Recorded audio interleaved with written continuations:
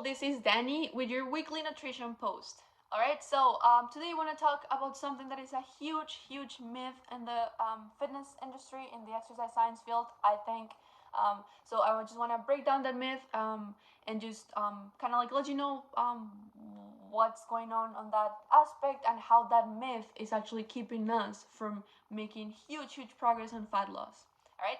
So the myth is that if you train like fasted training, or if you train before without eating anything, you are gonna eat your muscle, and that you're gonna start losing muscle mass because your body's gonna start taking that protein in the muscle to create energy to put up with those workouts. And let's just say it, that's not right. That's not true.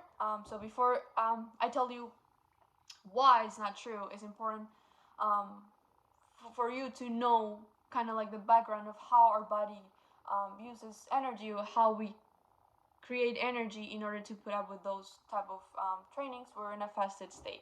All right, so it's important to understand what happens physiologically in order for us to really believe and see how that myth um, is not accurate, I guess. And so you have arguments if someone ever like tells you, no, you should never eat in a fasted state. You'll be like, listen, like I know my stuff, I know my science.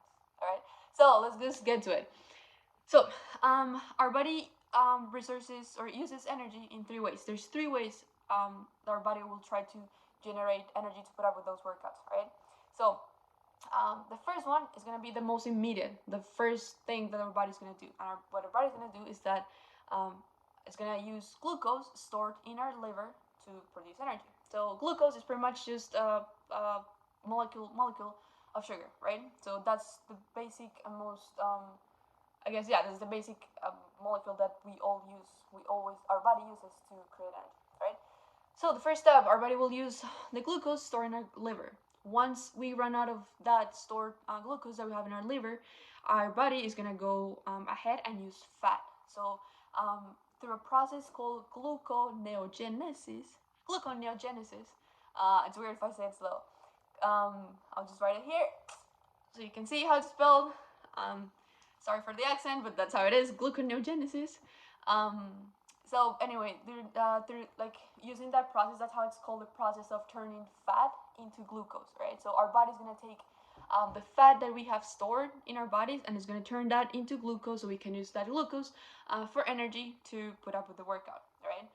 Once we run out of not run out, because like our body is not gonna use ever like all the fat at all at once that we have to put up with like work. It can only use a certain amount, like there's a limitation to that. So once we run out of that limitation, then our body is gonna go to protein. So yeah, that's right, that is true, our body does resource to protein at some point.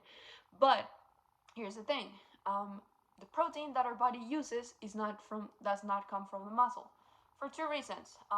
A, because our body is beautiful and amazing, and what it does is that when we're in this fasted state, in fasted training, it's gonna release a growth hormone that actually stimulates the protection, or that protects our muscular system. So that's the first reason. And the second reason is because skin is one of our biggest organs. We're always like growing, like changing cells and all that good stuff. So there's a lot of protein traces, or just protein in our blood from skin. So our body uses that protein from the skin. So that does not mean that it's gonna peel off our skin, or that it's gonna damage your skin. Not at all. Like I said, it's stuff that is already in the blood. So the body is just beautiful and says, "Hey, I have this here, and like I want to protect my muscle because that helps me to survive. So I'm just gonna take the protein from here, from the skin. All right. So the only moment, or the only point where we would get to actually take protein from the muscle is when we do not have any more stored fat, where we can like kind of like convert into glucose to take energy from there. And two, if we're in like a serious starvation mode, where we haven't eaten for days, we don't have any more fat, and then our body doesn't have any more like sources to take energy from, then that's gonna start taking from the muscle. All right. But this is like if you don't eat for days, and if you're going through like extreme conditions, which we're not. So it will very rarely use the protein from your muscles. All right. So those are the three ways that we're gonna, I guess, produce energy. So let's get to why actually working out on a fasted state is better. and why we recommend to train first thing in the morning before eating anything. So here's the deal. Let's say you go to bed at, let's say you have dinner at 8 p.m., 7 p.m. the night before, and then you go to bed, right? So while you're in bed, you're sleeping. I mean, your body still function. You're still alive, right? So your body needs to use energy to keep you alive. So the energy that it's gonna use is from the first way that I explained of using energy, the first step, I guess, which is using glucose from the stored in the liver, right? So all night you're gonna be using that glucose in the liver. Then by the time you wake up, you might be still using a little bit of that glucose, but you're already running low. So since you're running low, the body's gonna use the second way in which we can create energy, which was through the process of gluconeogenesis.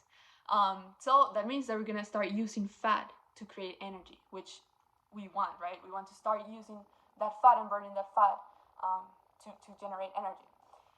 So by the time you wake up and then you start your workout, you're gonna be transitioning from using glucose in the liver to using fat.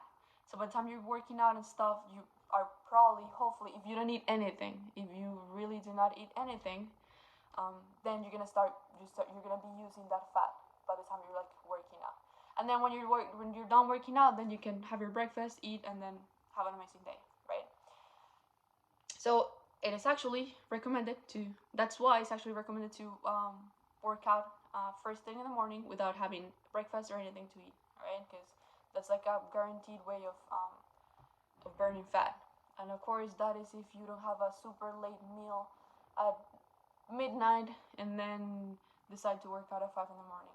No, you have to be, at least you have to let your body rest, let those insulin levels come down, so we can really start using those, I guess, like that sequence that I just explained. All right. Let's say that you for some reason cannot work out in the morning, then what would be the recommendation, or how can we still potentiate that fat loss or that fat burning? The recommendation would be to then have dinner before, if let's say if you can only work out at night, then have dinner before you work out. So I mean, I'm not saying like 30 minutes before or an hour before, but at least 2 hours and 1 hour before, have your dinner. So by the time you're working out, you're using your first immediate source of energy, which is the first step that I just explained, which is, yes, glucose from the liver. So when you're working out, you'll be using that. By the time that you get to your house, you shower, you do all that stuff. Hopefully, you'll start running out of that stored glucose in the liver. So at night, while you're sleeping, and towards like the time, like getting to that time that you're waking up, hopefully at that point you had already been transitioning into the second step or a second way of obtaining energy, which is from fat.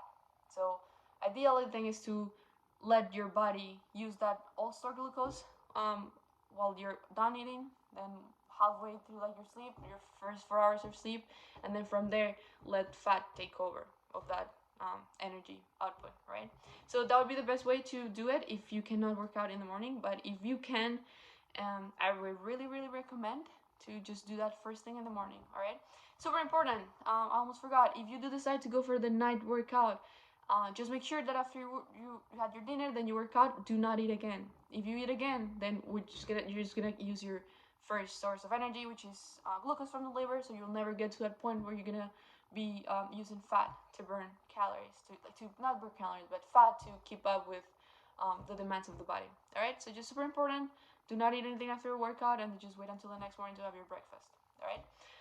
So that's it. I hope you learned how working out in a fasted state is actually beneficial for you, and how that myth, even though kind of like has logic to it, it does really not. And then you learn that our body is beautiful, and like actually our physiological processes to generate energy are not that complicated. And like if we play the different factors and we play around with the different things that we have at hand, we can really help our bodies use that fat and potentiate fat loss. All right. So I hope you enjoyed this, and I hope you're having an amazing week, and you're doing so great in this challenge. So keep having a great week and keep up the good work. See you next week.